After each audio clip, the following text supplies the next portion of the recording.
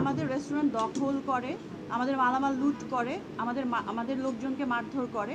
আমরা মামলা করব জানতে পেরে তারা আগেই মামলার এজাহার জমা দেয়। সেখানে আমাকে আসামি করা হয়, ওয়ারেজ আমি পুলিশ কল দিয়ে পুলিশের সঙ্গে বিল্ডিংয়ে ঢুকি। তো জাওয়াদ আল মামুন এবং তাদের দীর্ঘদিন পালিত সন্ত্রাসীদের হাতে প্রতারণা, লুটপাট, মামলা নিয়ে হয়রানি ও আর্থিক ক্ষতির মুখে পড়ে আপনাদের শরণাপন্ন হয়েছি। সৎভাবে জীবনযাপন অব্যাহত রেখে আর্থিক সচ্ছলতার আশায় আমি গুলশানে পূর্ব থেকে চলমান ভুবন নামের একটি রেস্টুরেন্ট ক্রয় করি। ঠিকানা ওয়াইএন সেন্টার, বাড়ি নং 6A, ব্লক এ, রোড নং 113, গুলশান 2। রেস্টুরেন্টে অপারেশন পার্টনার হিসেবে আছেন আমার পূর্ব পরিচিত মির্জা বাশার।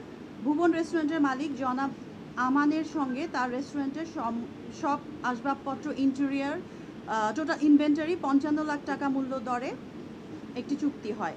একই সময়ে ভুবনের বিল্ডিংয়ের মালিকের স্ত্রী শাহিনা ইয়াসমিন ও তার ছেলে সঙ্গে ভুবন রেস্টুরেন্টের মালিক সহ আলোচনা করি। তখন শাহিনা ইয়াসমিন আমাকে ভাড়া নিতে উৎসাহিত করেন এবং চলমান রেস্টুরেন্টের হস্তান্তর করলে তারা পরবর্তী সময়ে আমাদের নামে নতুন চুক্তিপত্র করে দিবেন বলে প্রতিশ্রুতি দেন। তাদের প্রতিশ্রুতির পর আমরা আমানকে 15 লাখ টাকা প্রদান করি, 15 লাখ টাকা প্রদান করি। টাকা পাওয়ার পর দিন আমানের সঙ্গে আমাদের চুক্তি হয়।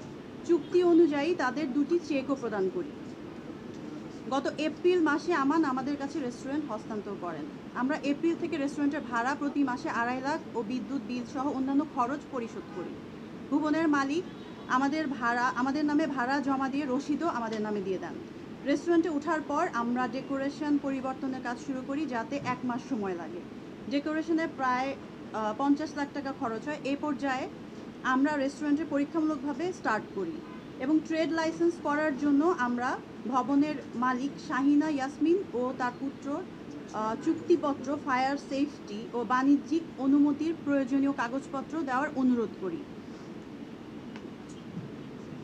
প্রিয় ভাই বোনেরা, আমরা যখন ট্রেড লাইসেন্স করতে এসব কাগজপত্র চেয়েছি, তখন হঠাৎ করেই পূর্বের রেস্টুরেন্ট মালিক আমান এবং এখনকার যে ভবন মালিক শাহিনা ইয়াসমিন, জাওয়াদ, ভবনের দায়িত্বে থাকা জয়, সাকিব সহ অন্য দায়িত্বপ্রাপ্ত ব্যক্তিরা আমাদের হয়রানি শুরু করেন।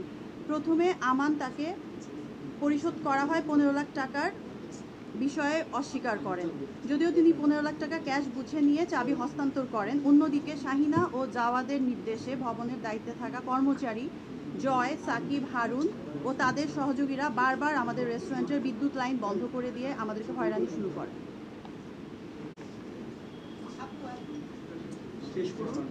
একটু কষ্ট করে, এটা একটু সেন্সিটিভ ইস্যু, তো প্লিজ একটু মন দিয়ে শুনবেন। এর মধ্যে গিয়াসউদ্দিন আল মামুনের ব্যবসা প্রতিষ্ঠান ওয়ান গ্রুপ থেকে বারবার সন্ত্রাসী ও লাঠিয়াল বাহিনী নিয়ে রেস্টুরেন্টে এসে ভয়ভীতি দেখাতে থাকে। গুলশানের মতো জায়গায় এমন সন্ত্রাসী কর্মকাণ্ড করছে দেখে আমি একটু ভীত হয়ে যাই এবং এরা আসলে কাদের লোক তা জানার চেষ্টা করি। তখনই আমরা প্রথম জানতে পারি শাহিনা ইসলাম বিএনপি নেতা গিয়াসউদ্দিন আল মামুনের স্ত্রী এবং এই ভবনের মালিক গিয়াসউদ্দিন আল মামুন নিজেই। এটা আমরা আগে জানতাম না। আমরা জানি একজন মহিলা এটা চালাচ্ছেন এবং তার আন্ডারে জয়, সাকিব, এরা এজিএম, জিএম হিসেবে ওরা কাজ করছে। তো উনি যখন ফোনে কথা বলতেন আমার ছেলের মতো, আমার কর্মচারী বাট আমার ছেলের মতো, ওদের সাথে কথা বলেই হবে, টাকা নিয়ে রিসিট দিলেই হবে। এমন পরিস্থিতিতে বিপদের আশঙ্কা দেখে ট্রেড লাইসেন্সের বিষয়ে করণীয় কী সে পরামর্শ করতে আমরা সিটি কর্পোরেশনে যাই এবং জানতে পারি যে উক্ত বিল্ডিংয়ের কোনো রকম বাণিজ্যিক কার্যক্রমের অনুমতি নেই। এজন্য গত ফেব্রুয়ারি মাসে বেইলি রোডে রেস্টুরেন্টে আগুন লাগার পর এই বিল্ডিংয়ের সিলগালা করে দেওয়া হয়। পরে শাহিনা বেগম 3 মাসের মধ্যে বাণিজ্যিক কার্যক্রম সরিয়ে ফেলা লিখিত প্রতিশ্রুতি দিয়ে বিল্ডিং খোলেন। এই ঘটনার পর আমরা বুঝতে পারি যে আমান, শাহিনা ও জাওয়াদ মিলে আমাদের সঙ্গে এক ভয়াবহ প্রতারণা করেছেন। তারা অবৈধ রেস্টুরেন্ট বাঁচাতে না পারার ভয়ে বিক্রি করে টাকা তুলে নেওয়ার ফাঁদ পাতেন। সেই ফাঁদে আমাদের ফেলা হয়েছে। বাণিজ্যিক কোনো অনুমতি না থাকার পরও মাত্র 3 মাসের লিখিত প্রতিশ্রুতি দিয়ে এসে আমাদের প্রায় 80 লাখ টাকা বিনিয়োগ করিয়েছেন এবং তারা আমাদের থেকে ভাড়াও নিচ্ছেন। তারা ধারণা করেছিল আমরা বৈধ কোনো কাগজপত্র চাইব না। সিলগালা হওয়া ভবনটি এখনও আগের মতোই সব বাণিজ্যিক কার্যক্রম অব্যাহত রেখেছে। এর মধ্যে পার্কিংয়ের স্থানে ল্যাভেন্ডার, বাসমতি নামের 2টো বাণিজ্যিক শপ সহ 3টি বাণিজ্যিক প্রতিষ্ঠান চলছে। প্রথম তলায় থাই সিগনেচার নামে রেস্টুরেন্ট, দ্বিতীয় তলায় হালদা ভ্যালি নামে রেস্টুরেন্ট ও চতুর্থ তলায় স্পা সেলুন চলছে। আমরা ভবনের বৈধ কাগজপত্র দাবি করেছি, সে কারণে তারা আমাদের এখান থেকে উচ্ছেদের চেষ্টা শুরু করে। বিভিন্ন মাধ্যমে তারা আমাদের হুমকি দিতে থাকে যে এই ভবনে তোমরা ব্যবসা করতে পারবে না এবং তোমাদেরকে ব্যবসা করতে দেওয়া হবে না। সর্বশেষ গত 22 জুন রাতে 11টায় আমরা রেস্টুরেন্ট বন্ধ করে বেরিয়ে যাই। 23 তারিখ সকালে রেস্টুরেন্টের কর্মচারী গেলে নিরাপত্তা কর্মী সহ অন্যরা তাদের ঢুকতে বাধা দেয়। কেন ঢোকা যাবে না কোনো উত্তর দিতে পারেনি। খবর পেয়ে দুপুর 12:30টায় আমার অপারেশন পার্টনার মির্জা বাশার সেখানে গেলে হঠাৎ করে 15-20 জনের সন্ত্রাসী দল তার উপর আক্রমণ করে। সেখানে বাশারকে একা পেয়ে বেদম মারধর ও হত্যা চেষ্টা করা হয়, যার সিসিটিভি ফুটেজ থানায় দেয়া আছে। আমি বিষয়টি জানতে পেরে তৎক্ষণাৎ থানায় অবহিত করি এবং সেখানে পুলিশ ও আমি একাই পৌঁছাই।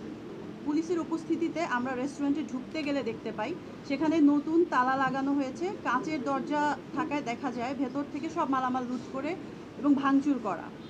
গুলশান থানায় মামলা দায়ের করতে গেলে তখন আমার যে অপারেশন পার্টনার, ওনার নাক দিয়ে প্রচণ্ড ব্লিডিং হচ্ছিল এবং চোখ সব ফোলা দেখে ওইখানকার কর্তব্যরত অফিসার বলেন আগে ওনাকে হসপিটালে নিয়ে যান, দেন এসে মামলা করেন। ওনার খুব বাজে অবস্থা ছিল। আমার ম্যানেজারও ছিল, ওনাকে নিয়ে কুর্মিটোলা হসপিটালে ভর্তি করানো হয়। তখন সেখানে তার চিকিৎসা চলতে থাকে। সন্ধ্যার পর মামলা করার জন্য গেলে আমরা জানতে পারি এই ভবনের এজিএম সাকিব আমাদের বিরুদ্ধে উল্টো মামলা করতে এজাহার দিয়েছে।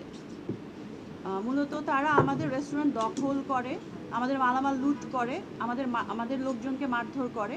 আমরা মামলা করব জানতে পেরে তারা আগেই মামলার এজাহার জমা দেয়। সেখানে আমাকে আসামি করা হয়, ওয়ারেজ আমি পুলিশ কল দিয়ে পুলিশের সঙ্গে বিল্ডিংয়ে ঢুকি।